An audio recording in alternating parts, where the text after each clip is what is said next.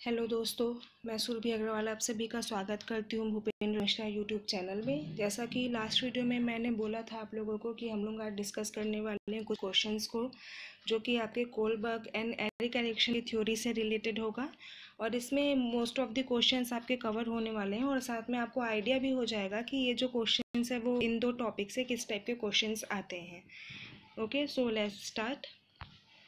First आपका question है 3 levels of moral development comprising 6 stages were proposed by। मतलब यहाँ पे बोलना चाह रहा है कि मोरल, यहाँ पे दो क्वेश्चन आप देख सकते हैं कि एक पूछ सकता है कि मोरल डेवलपमेंट किसने दिया था, तो वो कौन सा है आपका कोलबर्ग ने दिया था, लॉरेंस कोलबर्ग ने। एंड सेकंड आपका हो सकता है कि 6 स्टेजेस किसने दिया था, तब भी कोलबर्ग होगा। और यहाँ पे कितने लेवल्स होते हैं, 3 लेवल्स होते हैं। तो इस क्वेश्चन का आंसर क्या है आपका, लॉरेंस कोलबर्ग आंसर है। ओके, अब हम लोग नेक्स्ट क्वेश्चन देखते हैं। नेक्स्ट क्वेश्चन है the sense of right and wrong is most highly associated with death. आप लोगों ने कल के परसों के टॉपिक में, मतलब जो आप लोगों का कोलबर्ग का थ्योरी था उस टाइम पे देखे होंगे, पहले मोरल को हम लोग मोरालिटी को डिफाइन किया था, देन मोरल रीजनिंग को डिफाइन किया हुआ था। तो वो डेफिनेशन में ही आपको ये चीज़ देखने को मिलेगा कि वहाँ पे क्या लिखा हुआ था कि राइट एंड रॉन्ग जहाँ भी हम लोग क्या करते हैं, देखते हैं कि कौन सी चीज़ राइट है कौन सी चीज़ रॉन्ग है, तो वहाँ पे क्या होता है, मोरालिटी होता है। यहाँ पे सही गलत की बात आपको पूछा है। अब ऑप्शंस में देख लीजिए कि डिस्ट्रीब्यूटिव जस्टिस, जस्टिस वाला कोई बात नहीं, यहाँ पे तो सिर्फ सही और गलत आप लोगों को पता करना है। सिंपैथी, सिंपैथी सहानुभूति जैसा कुछ नहीं है यहाँ पे, तो आप लोगों को सही गलत पता करना है। शेम जैसी बात भी नहीं है। तो इसका जो आंसर क्या है वो मोरालिटी है, कि यहाँ पे कौन सा चीज़ सही है कौन सा चीज़ गलत है, ये बताने वाला जो चीज़ होता है उसको हम लोग क्या बोलते हैं, मोरालिटी बोलते हैं। नेक्स्ट आप लोगों का जो क्वेश्चन है वो है the belief that students should learn to value such things as democracy and justice as their moral development progresses is called। मतलब आप लोगों का जो भी डेमोक्रेसी या जस्टिस के लिए जो चीज़ें आप सीख रहे हैं और उस चीज़ के लिए जो एक प्रोसेस है, मतलब क्या बोल सकते हैं कि आप ऐसा तो नहीं है कि बचपन में ही आपको सही गलत सब चीज़ें पता है, कौन सी चीज़ें जस्टिस है कौन सा चीज़ नहीं है, कौन सी चीज़ से जस्टिस मिल रहा है, कौन सा चीज़ करने से आपको गलत होगा, आपको मे बी कौन सा चीज़ क्राइम है, किसके लिए पनिशमेंट भी मिल सकता है। ये सब चीज़ें सीखने का एक प्रोसेस होता है। ऐसा तो नहीं है कि आप एक बार में ही बचपन में ही सीख गए हैं और आप लोग वो लाइफ टाइम उसी चीज़ से चला रहे हैं, ऐसा नहीं होता है। अब यहाँ पे हम लोग एक बार ऑप्शंस देख लेते हैं क्या क्या ऑप्शन है। ऑप्शन नंबर ए में है वैल्यू क्लैरिफिकेशन, कि जो भी वैल्यूज़ हैं जो भी मूल्य है उसको हम लोग स्पष्टीकरण करते हैं इस प्रोसेस से। कैरेक्टर एजुकेशन, कि सिर्फ चरित्र, मतलब तो वो सही गलत तो नहीं हुआ, वो खुद का होता है, चारित्रिक या कैरेक्टर जो होता है वो खुद के लिए होता है, तो कैरेक्टर एजुकेशन यहाँ पे सेकेंड ऑप्शन है। थर्ड ऑप्शन है कॉग्निटिव मॉरल एजुकेशन। मॉरल लिखा है मतलब यहाँ पे हम लोग क्या चीज़ देख रहे हैं, सही और गलत की चीज़ें देख रहे हैं। जहाँ पे मॉरल दिख गया मतलब आप समझ लेना कि राइट एंड रॉन्ग की बातें हो रही है। तो यहाँ पे क्या कर रहे हैं हम लोग को, क्या सही है क्या गलत है इस चीज़ के बारे में हम लोगों के ज्ञान को बढ़ा रहा है, कौन सा, cognitive moral education. And fourth आपका ऑप्शन है सर्विस लर्निंग। सर्विस लर्निंग मतलब किसी भी चीज़ को सेवा करने के लिए आप वहाँ पे पढ़ रहे हो, कोई भी चीज़ करने के लिए, जैसे आप लोग कोई जॉब के लिए कोई सर्विस करने के लिए वहाँ पे लर्निंग कर रहे हो, सीख रहे हो। और आप बोल सकते हैं कि जैसे मैकेनिक बनना है तो मैकेनिक से रिलेटेड हुए जो भी चीज़ें सीखते हैं, गाड़ी बनाना, वो चीज़ सीख रहे हो, वो आपका सर्विस लर्निंग हो गया। अब क्वेश्चन के हिसाब से देखिए, क्वेश्चन में तो आप लोगों को डेमोक्रेसी एंड जस्टिस के बारे में बात कर रहा है कि लोकतंत्र और न्याय जैसी चीज़ों को महत्व देना किस में सीखते हैं। तो ये सब चीज़ें जो है वो सही और गलत से रिलेटेड होता है। तो सही और गलत से रिलेटेड चीज़ की बात कहाँ पे कर रहा है, कॉग्निटिव मॉरल एजुकेशन में कर रहा है, जो कि आपका ऑप्शन नंबर कौन सा है, ऑप्शन नंबर है थर्ड। ओके, नेक्स्ट क्वेश्चन हम देखते हैं, क्वेश्चन नंबर 4।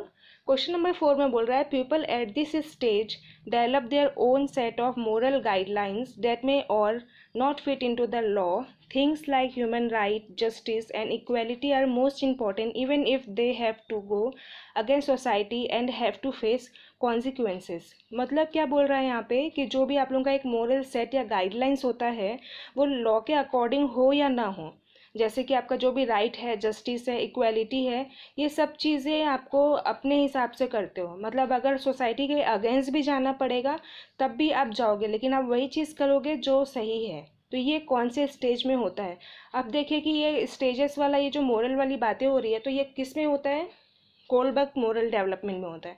तो उसमें कितने लेवल्स थे? 3 लेवल्स थे। कौन कौन से? Pre conventional, conventional and post conventional. इसके दो दो लेवल्स थे। तो यहाँ पे लेवल नहीं पूछा है, यहाँ पे सिर्फ ये पूछना चाह रहा है कि कौन से लेवल में है, स्टेज नहीं पूछ रहा है। ठीक है, अब यहाँ पे देखिए क्वेश्चन में स्टेज दिया हुआ है, बट अगर आपको ऑप्शन में लेवल वाला दिया है तो वहाँ पे आप स्टेज कहाँ से लेके आओगे? तो कभी कभी ऐसा क्वेश्चन में होता है कि आपको स्टेज दिया हुआ है लेकिन वहाँ पे लेवल दिया था, आपको लेवल में ही टिक करना है। ओके, तो इस क्वेश्चन के हिसाब से देखिए प्री कन्वेंशनल में क्या होता है। प्री कन्वेंशनल में तो बच्चा क्या करता है, आपको याद होगा कौन कौन सा इन्फेंसी एंड अर्ली चाइल्डहुड वाला स्टेज होता है, ट्रस्ट वर्सेस मिसट्रस्ट होता है। उस टाइम पे क्या है, बच्चों को इतना कुछ नहीं नॉलेज होता है कि उन लोग क्या सही या गलत करके अपने हिसाब से काम चलाएं। कन्वेंशनल में क्या होगा, वो सोसाइटी के हिसाब से चलता है कि सोसाइटी में जो उसको अच्छा बोले या फिर जो रूल्स एंड रेगुलेशन है उसको फॉलो करता है। पोस्ट कन्वेंशनल में क्या होता है, अब वो अपने मोरालिटी, अपने मोरल रीजनिंग को डेवलप करना स्टार्ट कर देता है। अब वो सही गलत में जो भी डिफरेंस है वो सब निकालना स्टार्ट कर देता है। तो ये जो क्वेश्चन है उसका आंसर क्या होगा? ऑप्शन नंबर सी।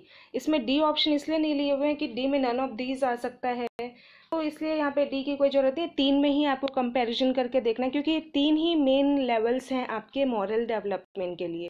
ओके, तो इसका जो आंसर होगा वो क्या होगा? पोस्ट कन्वेंशनल में आपको किसी क्वेश्चन में अगर खुद का मोरल रीजनिंग वहाँ पे प्रेजेंट कर रहा है या फिर बोल रहा है कि आप अपना मोरल रीजनिंग यूज़ करके कोई सिचुएशन में काम कर रहे हो, तो आपको बिना कोई ऑप्शन देखे हुए पोस्ट कन्वेंशनल को टिक करना है। ओके, इसका आंसर कौन सा है? Option number C, post conventional.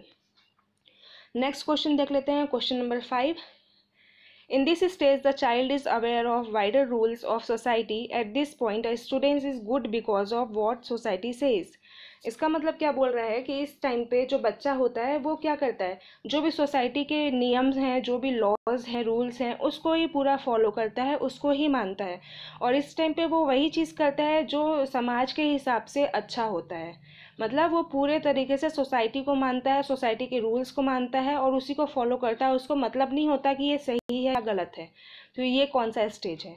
अब क्वेश्चन क्या है, डिफरेंट है, बट ऑप्शन क्या है आपके? सेम है, क्योंकि यहाँ पे 3 ही लेवल है, pre conventional, conventional and post conventional. अब आप देख लीजिए कि ऐसा कौन सा पॉइंट है। वैसे तो इसके पहले क्वेश्चन में भी सेम चीज़ डिस्कस की थी कि प्री कन्वेंशनल में क्या होता है, आप लोगों के नॉर्मली बच्चा खुद में रहता है कि उसको बाकी दूसरों से, सोसाइटी से इतना मतलब होता नहीं है। सेकेंड स्टेज में क्या होता है, वो सोसाइटी के जो भी रूल्स लॉज होते हैं उसको ही मानता है, उनके लिए ही काम करता है। पोस्ट कन्वेंशनल में क्या होता है, वो अपने मॉरल रीजनिंग्स लगाना स्टार्ट करता है कि उसके लिए क्या सही है क्या गलत है। अब क्वेश्चन में तो सोसाइटी के लिए सही गलत की बात की हुई है, तो कौन सा ऑप्शन होगा? Option number B, conventional level. Okay, next question हम लोग देखते हैं, क्वेश्चन नंबर 6। क्वेश्चन नंबर 6 में बोल रहा है, if a child is good because they don't want to avoid punishment, which stage are the student इन।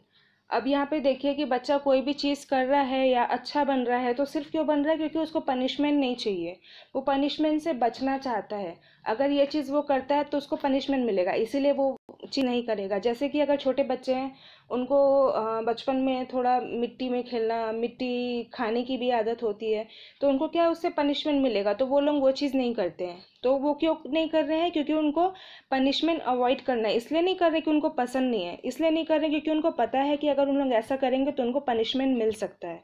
तो इसके लिए कौन सा लेवल है? देखिए, pre conventional, conventional, post conventional में अब ये जितने भी क्वेश्चन है वो जो 4 था वो आप पढ़ोगे तो आपको समझ में आ जाएगा। इसमें आपका एक जो बोल सकते हैं कि ऑप्शन था, जो स्टेज था, वो इसका आंसर है। वो किस में आता है? प्री कन्वेंशनल में आता है, जिसमें पनिशमेंट, रिवॉर्ड एंड पनिशमेंट करके का आपका ऑप्शन है। सेकंड जो स्टेज है, फर्स्ट लेवल का सेकंड स्टेज, तो वो किस में आएगा? प्री कन्वेंशनल में आएगा। तो इसका ऑप्शन क्या होगा आपका?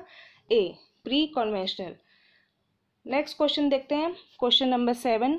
क्वेश्चन नंबर 7 में बोल रहा है, how many level of moral development are there in each stage. अब इस क्वेश्चन को बहुत अच्छे से पढ़ेंगे कि प्रत्येक चरण में नैतिक विकास के कितने स्तर हैं। यहाँ पे ये नहीं पूछ रहा है कि लेवल कितने हैं, ये नहीं पूछ रहा है कि टोटल स्टेज कितने हैं, इसमें ये पूछ रहा है कि एक लेवल में कितने स्टेजेस हैं। तो हर एक लेवल में 2-2 स्टेजेस हैं, तो इसका आंसर क्या होगा?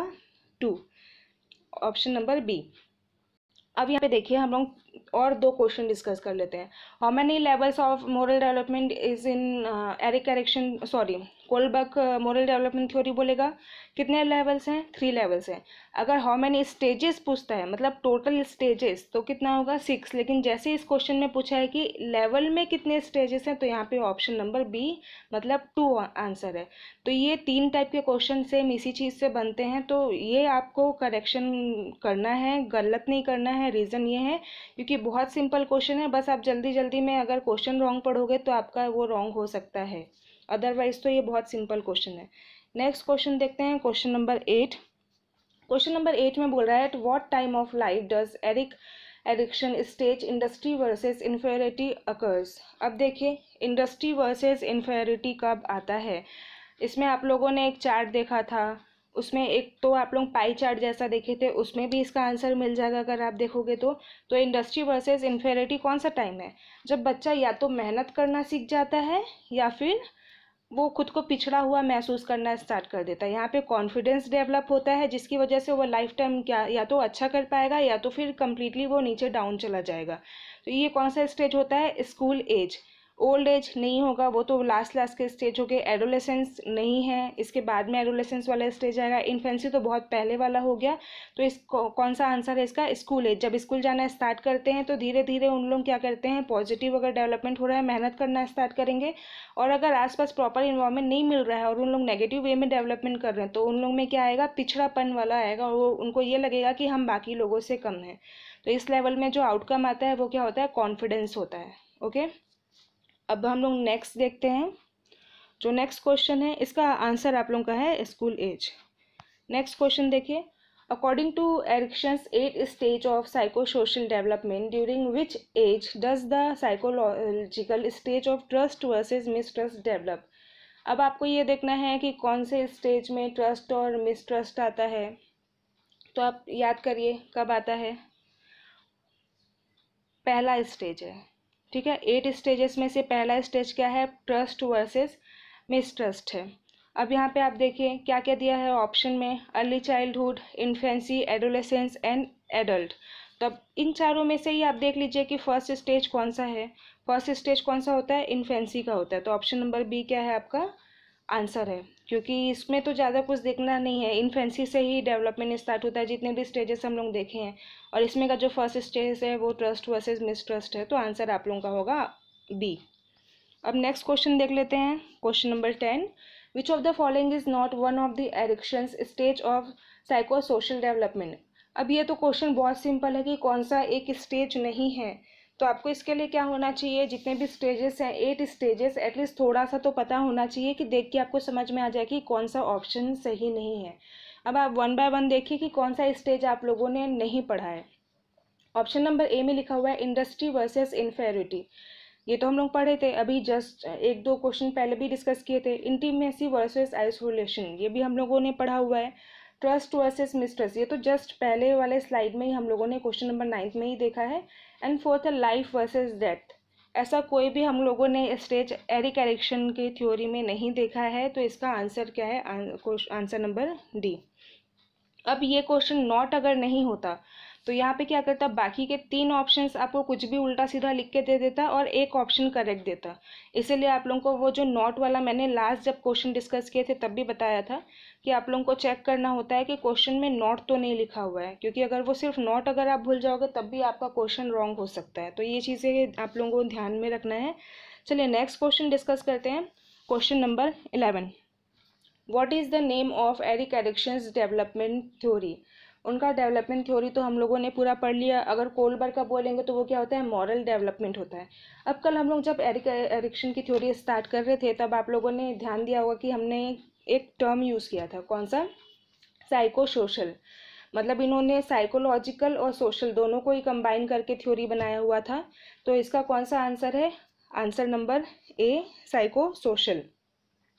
अब इसमें देखिए कॉग्निटिव, इसके साथ में और भी जो क्वेश्चन है वो रिवाइज कर लेते हैं।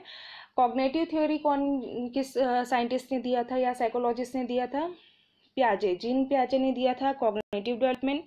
मोरल डेवलपमेंट की बात किसने की थी, कोलबर्ग ने मोरल डेवलपमेंट की बात की थी। अब फिजिकल डेवलपमेंट तो इसके लिए कोई ऐसा थ्योरी बना हुआ नहीं है। फिजिकल डेवलपमेंट तो आपको पता है कि जो भी शेप, साइज, हाइट, वेट में जो भी डेवलपमेंट होता है उसको हम लोग क्या बोलते हैं, फिजिकल डेवलपमेंट। तो ये इसके लिए कोई थ्योरी नहीं है। बाकी के 3 हम लोगों ने डिस्कस कर लिया कि कौन कौन सी थ्योरी किसने दिया है। अब ये जो क्वेश्चन है उसके लिए आंसर कौन सा है, साइको सोशल, किसने दिया था, एरिक एरिक्सन में दिया था। अब हम नेक्स्ट क्वेश्चन में देखते हैं। Question number 12, the stage that occurs between birth and 1 year of age is concern with. अब देखिए कि बर्थ और 1 ईयर या फिर 1.5 भी बोल सकते हैं। इसका जो मेन एज जो लिमिट होता है वो 0 to 18 मंथ्स का होता है, बट यहाँ पे 1 साल तक का पूछा है। अब ये बताइए कि 0 से 1 साल मतलब पहला स्टेज होगा, ऑब्वियस सी बात है। 0 से पहले वाला तो कोई स्टेज हम लोग करते नहीं है कंसिडर। तो यहाँ पे कौन सा एज लिमिट है या फिर कौन सा एक स्टेज है जो इस एज के अंदर आता है। अब देखिए, इंडस्ट्री वर्सेस इन्फेरिटी ये तो बिल्कुल नहीं है, इंटीमेसी वर्सेस आइसोलेशन भी नहीं है, ट्रस्ट वर्सेस मिसट्रस्ट। ये आपका एक ऑप्शन है जो आपके 0 से 1 ईयर में आता है, क्योंकि ये फर्स्ट स्टेज है एरिक एरिक्सन के लिए। ओके, तो option number C is a right answer. अब देखते हैं question number 13, successful completion of Erikson's 8 stage of psychosocial development results in which of the following virtues.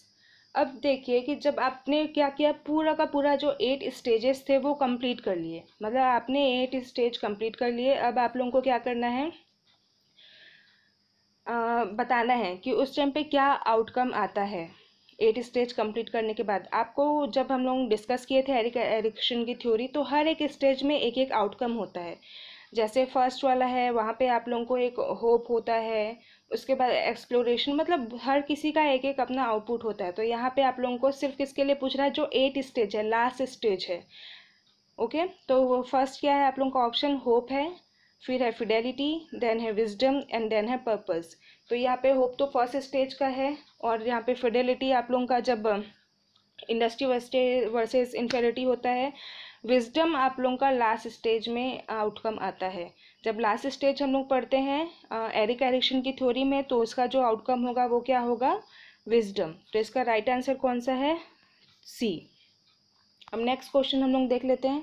Question number 14, how many stages were included in Erikson's ages of man. अब यहाँ पे देख लीजिए कितने stages हैं। ऐसा क्वेश्चन आपको लग रहा होगा कि ऐसा क्वेश्चन आता है क्या, बट ऐसा क्वेश्चन आता है जहाँ पे सिर्फ लेवल पूछता है। इनफैक्ट जो जीन पियाजे का लेवल है, मतलब कितने होते हैं स्टेजेस, वहाँ पे 4 स्टेजेस होते हैं। उसमें तो बहुत क्वेश्चंस आए हैं सेम एज इट इज़। तो उसी की तरह हो सकता है एरिक एरिक्सन का भी आ जाए, इसका भी आ चुका है कि कितने स्टेजेस होते हैं। तो आप लोगों को एटलीस्ट नंबर ऑफ स्टेजेस तो याद रखना ही है। तो कितने स्टेजेस होते हैं एरिक एरिक्सन में, 3, 6, 4 या 8। इसमें होता है 8 स्टेजेस होते हैं।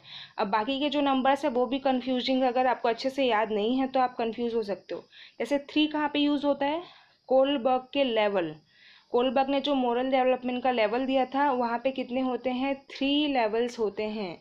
अब 6 कहाँ पे यूज़ होता है, कोलबर्ग में 6 स्टेजेस हैं। और 4 कहाँ होता है, जीन पियाजे के थ्योरी में 4 स्टेजेस हैं। 8 एरिक एरिक्सन। तो आपको ऑप्शंस ऐसे ही आते हैं जो थोड़ा कंफ्यूज करे। क्वेश्चन बहुत सिंपल होगा नो डाउट, बट जो ऑप्शंस होते हैं वो कंफ्यूजिंग होते हैं, क्योंकि जितने भी नंबर्स आप देख रहे हो 3, 6, 4, 8, वो ऑब्वियस सी बात है आपको कहीं ना कहीं किसी न किसी जगह पे स्टेज में आपने याद करके रखा हुआ है। बट अगर थोड़ा भी आपको कन्फ्यूजन है, डाउट है, तो आप रॉन्ग करके आ जाओगे। ओके, तो इसका आंसर कौन सा है, option number D, 8। Next question हम लोग देख लेते हैं। According to Erickson, which important event is associated with the early childhood stage of development? अब यहाँ पे देखिए कि जब आप लोग एरिक एरिक्सन की थ्योरीज देखते हैं तो उस टाइम पे अर्ली चाइल्डहुड स्टेज में कौन सी इवेंट आपके लिए इम्पॉर्टेंट है, मतलब बच्चा कौन सा चीज़ करना सीखना स्टार्ट करता है। जब आप वो चार्ट देखोगे तो वहाँ पे इम्पॉर्टेंट इवेंट करके दिया हुआ है, उसका भी पूरा का पूरा कॉलम दिया हुआ है, सिर्फ उसी कॉलम से आपको इसका आंसर मिलने वाला है। तो अर्ली चाइल्डहुड के स्टेज में जो इम्पोर्टेंट इवेंट होता है वो क्या, स्कूल होता है। नो, स्कूल तो अब वो प्री स्कूल जाना स्टार्ट कर रहा है, स्कूल तो स्टार्ट किया नहीं है। फीडिंग तो आप लोगों के फर्स्ट स्टेज में है जहाँ पे वो खाना स्टार्ट करता है। एक्सप्लोरेशन आप लोगों का वो थर्ड स्टेज है जब वो कुछ चीज़ें सीखना स्टार्ट करता है। और टॉयलेट ट्रेनिंग। हाँ, ये आंसर है आपका अर्ली चाइल्डहुड के लिए। जब वो अपने कुछ के जो पर्सनल चीज़ें हैं, टॉयलेट करना या फिर खाना खाना, ये सब चीज़ों में कंट्रोल करना स्टार्ट करता है, तो ये जो इम्पॉर्टेंट इवेंट है अर्ली चाइल्डहुड के लिए, वो क्या है, आपका टॉयलेट ट्रेनिंग है। उस टाइम पे ही वो टॉयलेट कंट्रोल करना, टॉयलेट करना, ये सब चीज़ें, खाना, खुद से खाना खाना, ये सब चीज़ें सीखना स्टार्ट कर देता है। ओके, तो आज हम लोग इसी क्वेश्चन में अपना जो वीडियो है वो स्टॉप करते हैं। 15 क्वेश्चंस थे, उसमें से कुछ आपके कोलबर्ग के थे, कुछ एरिक एरिक्सन के थे, एंड आई थिंक ये पूरा रिवीजन भी हो गया होगा। जो भी हम लोग लास्ट 2 वीडियोस में हम लोग डिस्कस किए थे, उसमें से मैक्सिमम चीज़ें फिर से रिवीजन हो गया। अब आपको एरिक एरिक्सन के लिए रिवीजन के लिए मैंने लास्ट वीडियो में बोला था कि एक स्क्रीनशॉट लेना चाहिए आपको, ताकि उसमें जितने भी दिए हुए हैं वो शॉर्ट में आपको पता चल जाए। तो सिर्फ वो एक स्क्रीनशॉट आप अगर अपने पास रखे हुए हैं, ये क्वेश्चन सॉल्व करते टाइम, अगर अभी तो आपको पूरी चीज़ें याद नहीं होगी, बट एटलीस्ट जब सॉल्व कर रहे हैं तो वो स्क्रीनशॉट अगर रखते हैं तो आपको इजीली समझ में आएगा कि सिर्फ उसी में ही आपको पूरे के पूरे आंसर मिलने वाले हैं। तो वो स्क्रीनशॉट अच्छे से आप एक बार देख के लर्न कर लीजिएगा, ताकि आपके एटलीस्ट 2 मार्क्स तो सिक्योर हो जाए किसी भी टीचिंग एग्जाम्स के लिए। और एकलव्य रेसिडेंशियल स्कूल में भी आपके मान के चलिए कि एडिक्शन से, कोलबर्ग से 1-2 क्वेश्चन तो मिनिमम में आता ही है। तो ये आप जो क्वेश्चंस का सेशन है वो आई थिंक कि आपको अच्छा लगा होगा, और इसको रिवाइज भी करते रहिए। नेक्स्ट क्लास में हम एक काम करते हैं, थ्योरीज हम लोगों ने 4 थ्योरीज कंप्लीट कर लिया है, तो अब कुछ नया लेके आने वाले हैं नेक्स्ट क्लास में, जिससे कि आप लोगों को और ज़्यादा इंटरेस्ट है। थ्योरीज थोड़ा बोरिंग हो जाता है कि बस थ्योरी थ्योरी पढ़ रहे हैं, सेम चीज़ें बार बार, वो नेम याद करना, स्टेजेस याद करना। तो कुछ और ऐसी चीज़ें लेके आएंगे जो सिर्फ आपके इस टीचिंग एग्ज़ाम्स के लिए नहीं, और भी कुछ एग्ज़ाम्स देते हैं उसके लिए भी इम्पॉर्टेंट होता है। कुछ ऐसी चीज़ें होती है पैडागॉजी में भी जो आपको पता होना बहुत इंपॉर्टेंट होता है, और साथ में वो हेल्पफुल होता है दूसरे एग्ज़ाम्स के लिए भी। ओके, तो नेक्स्ट हम लोग क्लास में कुछ नया करने की कोशिश करते हैं। और आई थिंक कि आज का आपको वीडियो पसंद आया होगा, और अगर किसी भी क्वेश्चन में, ऑप्शंस में डाउट है तो आप वो कमेंट करके अपने डाउट्स लिख सकते हैं। और ये वीडियो आप लाइक कर सकते हैं, शेयर कर सकते हैं, और चैनल को आप सब्सक्राइब कर सकते हैं।